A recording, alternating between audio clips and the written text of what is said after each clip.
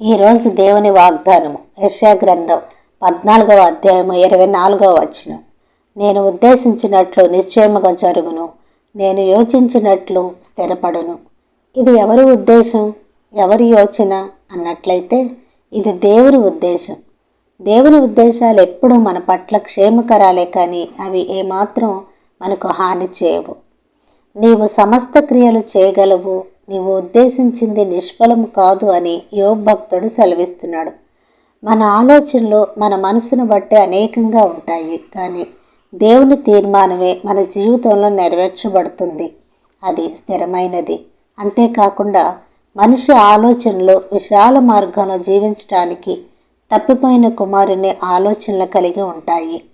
అయితే దావీదు మహారాజు ప్రతి విషయంలో దేవుని వద్ద విచారణ చేసి ఆయన చిత్తాన్ని తెలుసుకుని దేవుని ఆలోచనల ప్రకారం యుద్ధాలు చేసి దేవుని ఉద్దేశాలు నెరవేర్చేవాడుగా, దేవుని హృదయానుసారుడుగా పేరు పొందాడు. ఈరోజు దేవుడు మనతో మాట్లాడుతున్నాడు. ప్రతి విశ్వాసి దేవుని నోటపు మాట ప్రకారం జీవించాలి. ఆ మాటలోనే ఆయన ఉద్దేశం, ఆయన ఆలోచనలు మనకు అర్థమవుతాయి. ఇశ్రాయేలీలు ప్రత్యక్ష గుడారంపై మేఘము నిలిచినప్పుడు వారును నిలిచిపోయి, మేఘం పైకెత్తబడినప్పుడు ప్రయాణం సాగించేవారు.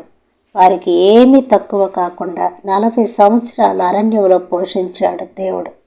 మరి మనం కూడా దేవుని ఉద్దేశాలను, ఆయన ఆలోచనలు తెలుసుకుని ఆయన సన్నిధిలో విచారణ చేసి మన కుటుంబంలోని సమస్యల పట్ల ఒక నిర్ణయాన్ని తీసుకుందాం. అటువంటి కృప దేవుడు అనుగ్రహించునుగాక. ప్రార్థన.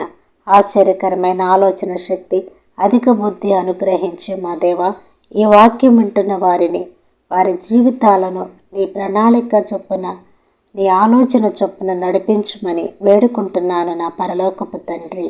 ఆమేన్. దేవుడు మిమ్మల్ని దీవించునుగాక.